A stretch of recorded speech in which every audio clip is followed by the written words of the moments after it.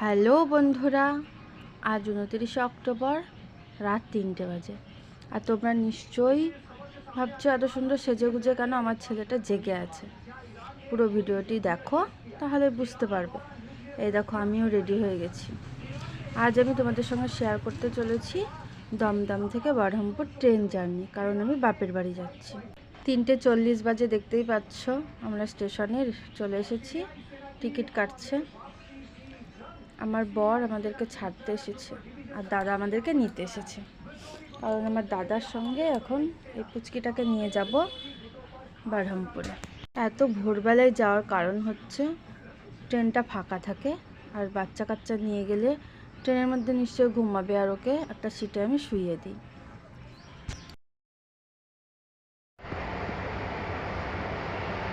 ওই ট্রেনটা দাঁড়াবে।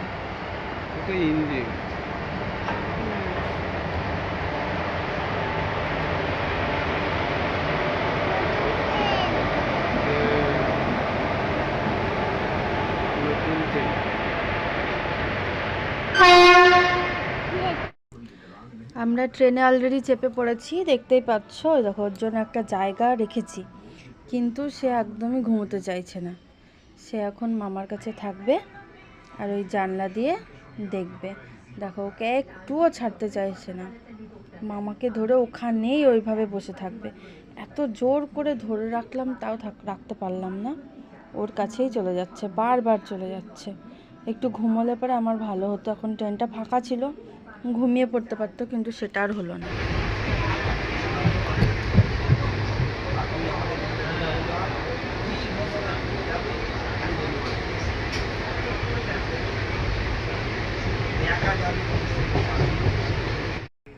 এখনো আকাশ পুরো পরিষ্কার হয়নি।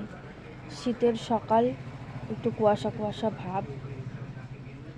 তবে চলো, পুরো ভিডিওটি দেখো আর একটু লাইক করো, কমেন্ট করে বলো আমার ট্রেন জার্নি কেমন গেল, কেমন লাগলো তোমাদের, সেটা অবশ্যই কমেন্ট করে বলো। আর প্লিজ প্লিজ প্লিজ সাবস্ক্রাইব করে দিও আমার চ্যানেলটাকে। 4 মাস পরে যাচ্ছি বাপের বাড়ি। এই দেখো, কৃষ্ণনগর পৌঁছে গেছি। হাফের বেশি চলে এসেছি রাস্তায়। আর একটু, আর মোটামুটি 1.5 ঘন্টা হলেই আমরা পৌঁছে যাব। দুর্গাপুজোর সময় যাইনি, এই কারণেই দুর্গাপুজোর পরে লক্ষ্মী পুজো করবো বাড়িতে, সেই জন্য এখন যাচ্ছি। কালী পুজোর আগেই যাচ্ছি, কারণ ভাইফোঁটা আছে। আমার একটা দাদা, একটা ভাই আছে, পিসির ছেলে আছে, তাদেরকে ভাইফোঁটা দেবো, সেই জন্যই আরও যাওয়া। বাসের জার্নি থেকে আমার ট্রেনের জার্নি সবথেকে বেশি ভালো লাগে। বাসে খুব গাদাগাদি হয়, ভালো লাগে না। ট্রেনটা অনেক বড় তো, অনেক লোক থাকলেও খুব সেফটিভাবে থাকা যায়। তোমাদের কার কার ট্রেন জার্নি ভালো লাগে প্লিজ আমাকে কমেন্ট করে বলো। আর দেখো, একদিকে বসে থাকতে থাকতে আর ভালো লাগছে না। সেই রাত 2টোর সময় উঠেছি, ঘুমও পাচ্ছে। কখন বাড়ি যাব, বাড়ি গিয়ে আগে একটু শান্তি করে ঘুমাবো, সেটাই ভাবছি।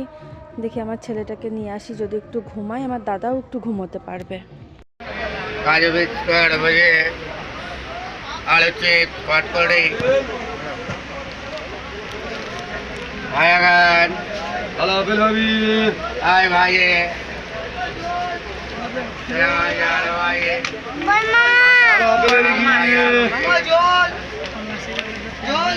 কি খাচ্ছ দেখি, তোমার হাতে কি ওটা? হিমা পড়ে যাবে, ফেলে দিস না, ফেলে দিস না। মা আসছে বাবা।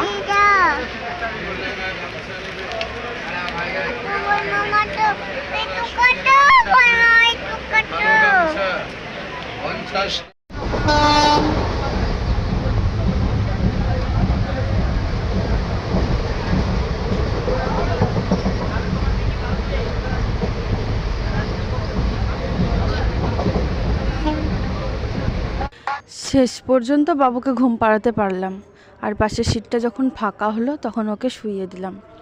যতদিন ওকে নিয়ে এসেছি, এই প্রথম দিকে ও ঘুমাতো আর লাস্টের দিকে জেগে থাকতো। এইবারই প্রথম ওর প্রথম দিকে জেগে থাকলো, লাস্টের দিকে ঘুমিয়ে পড়লো। ওর জন্য দাদাও একটু ঘুমোতে পারছিল না, কখন থেকে ঘুম পাচ্ছে। দেখো, ও ঘুমিয়ে পড়েছে বলে দাদাও একটু ঘুমাচ্ছে।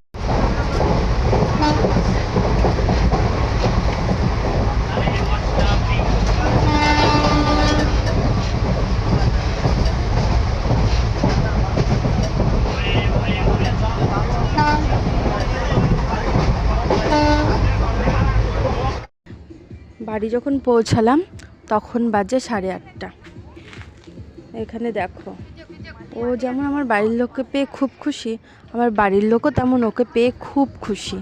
ও মামা, মিমি, দাদাই, দিদুন এদেরকে বলতে অজ্ঞান, খুব ভালোবাসে ওদেরকে, খুব ভালোবাসে। দিদুন খায়, দেখো নাও, দিদুন খাই বলছে, চকলেট খাও বলে দিদুন। ঝাল ঝাল গলা, ওই কোটো তো ছিল জানিস, এটা উঠে থাক, ওটা পরে খাই আমি। তুমি কোথায় এসছো? বাবা কই? তোমার বাবা কই? এটা কার ফোন বলো তো? দাদাই।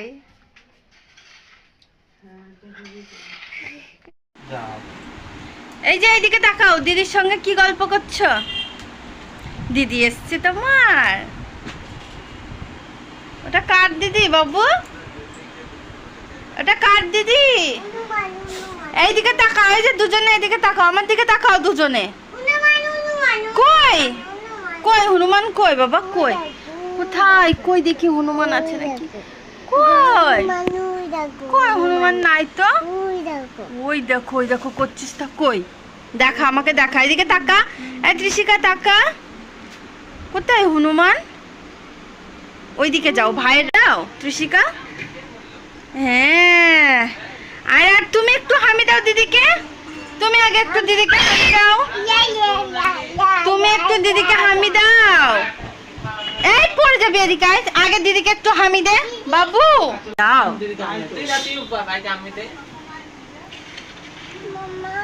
হ্যাঁ, ওর সঙ্গে খেলছিল, তোমাকে দেখে ওরকম করছে, দাড়ি মারি দেখে। বলো না না, যেই শুনেছে ভাই এসেছে আর সব দল বলে চলে আসছে, একজন একজন করে আসছে আবার চলে যাচ্ছে। আমার ভিডিওটি ভালো লাগলে অবশ্যই একটু লাইক করো আর কমেন্ট করে বলো কেমন হয়েছে। পরের ভিডিওর জন্য অপেক্ষা করো। আর যারা এখনও সাবস্ক্রাইব করোনি আমার চ্যানেলটাকে, প্লিজ সাবস্ক্রাইব করে দাও। আজকের ভিডিওটা এখানেই শেষ করছি। Tata bye.